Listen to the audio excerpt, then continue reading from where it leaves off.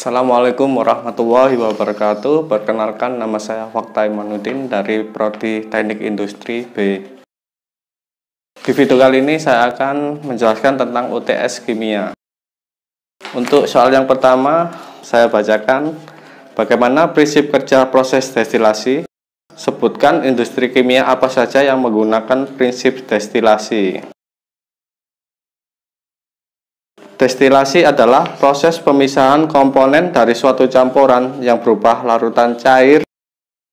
Cara pemisahan antara zat cair terhadap campurannya menurut perbedaan titik didih ataupun kemampuan zat untuk menguap. Prinsip kerja destilasi: dua zat yang bercampur dengan perbedaan titik didih yang lebih tinggi akan menguap. Kemudian uap akan dikondensasi melalui kondensor untuk menjadi cair. Cair ini yang disebut dengan destilat. Kemudian sisa cairan yang tidak menguap disebut residu. Contoh industri yang menggunakan prinsip destilasi. Yang pertama adalah industri minyak wangi. Kedua adalah industri minyak bumi. Untuk soal nomor 2, sebagian besar produksi kimia menggunakan katalis dalam proses produksinya. Jelaskan bagaimana peran katalis dalam proses produksi serta pengaruhnya terhadap efisiensi industri. Katalis merupakan bahan yang selalu digunakan dalam bidang perindustrian. Katalis sangat penting karena dapat menurunkan energi aktivasi reaksi dan meningkatkan laju reaksi. Dalam industri kimia, lebih dari 75% proses produksi bahan kimia disintesis dengan bantuan katalis. Pemanfaatan katalis dalam industri kimia memainkan peranan yang sangat krusial karena aplikasinya yang sangat luas dalam industri.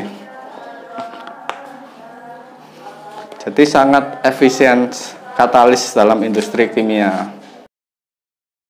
Untuk soal yang nomor 3, jelaskan prinsip dasar adsorpsi pada industri kimia, serta sebutkan proses industri kimia yang melibatkan proses adsorpsi.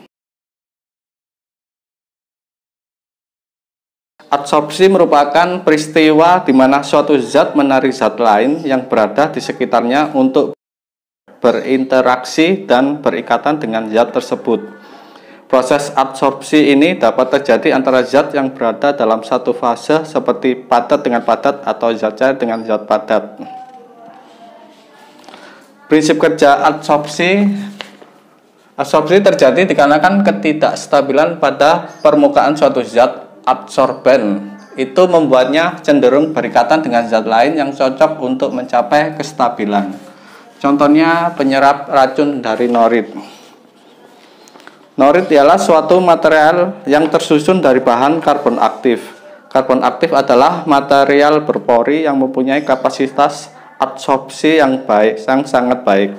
Norit digunakan sebagai adsorben untuk menyerap atau juga mengabsorpsi racun, gas, serta zat yang tidak dibutuhkan di dalam perut dan kemudian akan dibuang. Untuk soal yang nomor 4, apa yang dimaksud dengan reaksi saponifikasi pada pembuatan sabun? Jelaskan reaksi kimianya. Saponifikasi adalah reaksi hidrolisis asam lemak atau minyak oleh adanya basa kuat NaOH atau KOH atau air alkali sehingga menghasilkan sabun berupa garam natrium.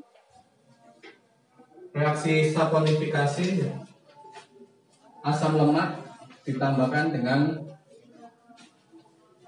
basa kuat, hasilnya menjadi gliserol dan sabun.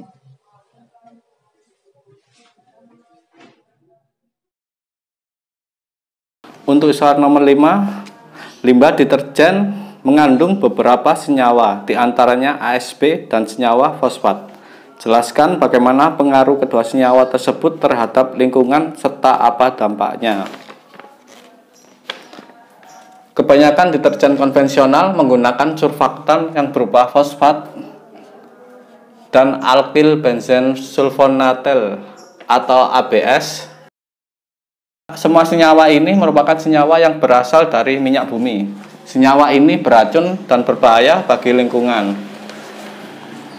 Dampaknya terhadap lingkungan itu bisa memicu pencemaran dan eutrofikasi. Kedua, mengandung bahan yang sulit terurai. Yang ketiga, penyebab berbagai penyakit seperti iritasi mata, kulit, bahkan dapat memicu kanker. Demikian video penjelasan UTS Kimia. Terima kasih telah melihat video ini. Semoga bermanfaat. Wassalamualaikum warahmatullahi wabarakatuh.